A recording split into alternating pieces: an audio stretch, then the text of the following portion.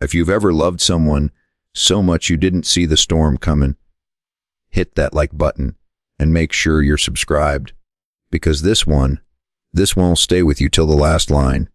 The wind carried dust and the scent of rain across Red Hollow Valley as Jesse Carver rode back from the far pastures, the sky bleeding orange behind the distant hills. His horse's hooves drummed against the hard ground, echoing the rhythm of a heart that had known too much silence. He'd been alone too long since the fire took the barn and his father both, and in the hollow that followed, he built walls higher than his fences. But that all changed when Clara showed up. She wasn't from around here, too refined, too soft-spoken for a place where men talked with their hats and prayed with their guns. Yet something in her eyes, a quiet kind of sorrow, had tethered him from the first moment. She came to teach at the small schoolhouse he'd helped rebuild, renting the old cabin near his ranch.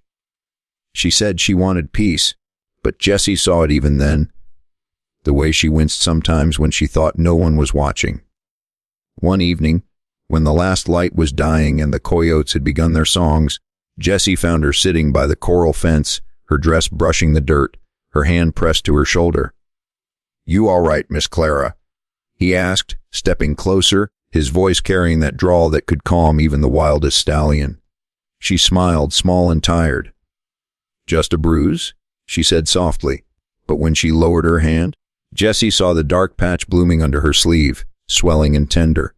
His brow furrowed. "That spot, it's really swollen," he murmured. She flinched at the words. Something flickered across her face, fear, maybe shame. "It's nothing," she said quickly, pulling her shawl tighter.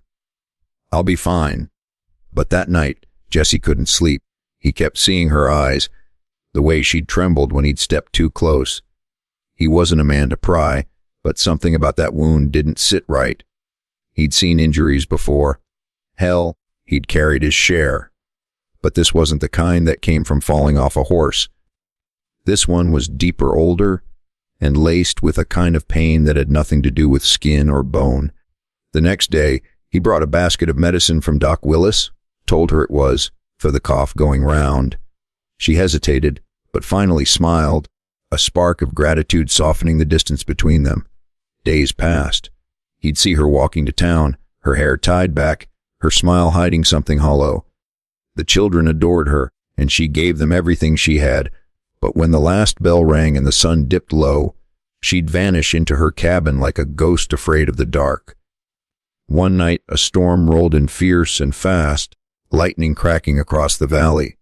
Jesse saddled up and rode to her cabin, worried she might be alone and scared. When he reached the porch, he found the door ajar and a lamp flickering inside. "Clara," he called out, no answer. He pushed the door open and froze. She was sitting on the floor, clutching her arm, tears streaking her face. The swelling had spread, red and angry. "You should have told me," he said quietly, kneeling beside her. She shook her head, voice breaking. "It's not the wound that hurts, Jesse. It's what's underneath." The thunder rolled, drowning the silence between them. He didn't know then what she meant, but before the night was through, he'd wish he never found out. The rain didn't stop for 2 days. Jesse stayed close, tending the fences, but his thoughts stayed at that little cabin on the ridge. When the clouds finally broke, he rode up again, telling himself it was just to check on the roof. But when Clara opened the door, pale and trembling, he saw right through the lie. The swelling on her shoulder had worsened, spreading down her arm. He asked again what had happened, and again she said, "It's nothing." But her eyes said everything. "Clara," he said gently, "I've patched up cattle kicked half to death and men who tangled with barbed wire. That ain't nothing." She looked away, tears welling. "I didn't want you to see me like this," she whispered. "It's not from here, it's from before." Jesse's stomach tightened. Before what? But she just shook her head, her hand trembling as she pulled the sleeve back into place. He didn't press further. Instead, he made her tea, fixed the broken window, and left a promise in his eyes that he wasn't going anywhere. As he mounted his horse, he looked back at her silhouette in the window. Something about that fragile strength tore at him. She wasn't just hiding pain, she was running from something far darker. That night, under the silver wash of moonlight, Jessie sat on the porch staring at the hills. The wind carried her words back to him. It's not the wound that hurts, Jessie. It's what's underneath. He didn't yet understand what secret she buried beneath that swollen mark, but in his gut, he knew this, whatever it was coming for her, and soon. If you're still watching, partner, don't forget to hit that subscribe button. 'Cause what Jessie finds next is something no man's heart's ever ready for. 3 days later, the valley woke to silence. Even the wind had stopped. Jessie saddled his horse and rode for Clara's cabin again, something in his chest telling him she needed him. When he reached the porch, the door was wide open, the lamp still burning though the morning sun had already risen. "Clara," he called out. Inside, he found her sitting by the table, her sleeve rolled up, the mark on her shoulder now a deep bruise turning black around the edges. He knelt beside her, his voice rough. "Tell me who did this to you." Her breath hitched. "It's not who, it's what," she whispered. "Back east, before I came here, I was caught in a fire. The doctors said it healed, but lately it's been spreading, burning again, from the inside out. I didn't tell anyone. I didn't want pity." Jessie's jaw tightened. "You should have told me sooner."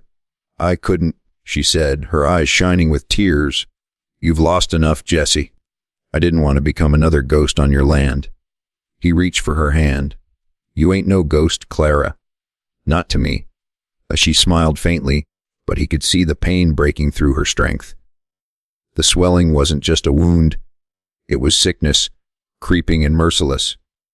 What shattered him wasn't the mark itself, but the truth that the woman who'd brought light back into his world was fading, piece by piece, and there was nothing his calloused hands could fix this time. Outside, thunder rumbled again, low and distant, the sound of the earth remembering sorrow. The night Clara passed, the rain came soft and steady, like the sky itself was grieving.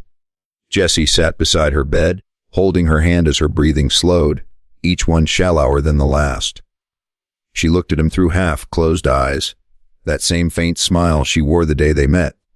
"Promise me," she whispered, "you'll keep the school open for the children. Don't let it die with me." His throat burned, but he nodded. "I promise." Her fingers squeezed his once, then went still. For a long time, he didn't move. The lamp burned low, and the wind sang through the cracks in the cabin walls. When dawn finally came, Jessie carried her out to the ridge where she loved to sit, overlooking the valley painted gold by the morning sun. He buried her there beneath the old oak tree, the one that never stopped blooming no matter how harsh the winters got. Weeks later, he still rode by that ridge every morning. The world had gone quiet, but in that silence he could almost hear her voice. The swelling on her shoulder had been the wound the world could see, but what lay underneath, what shattered him, was realizing that love, even when it ends, leaves something stronger than grief behind. He tipped his hat to the sky. "You kept your light, Clara," he murmured. "Now I'll keep your promise." If Clara's story touched your heart, hit that likey button and subscribe for more Wild West tales of love, loss, and the courage to keep riding.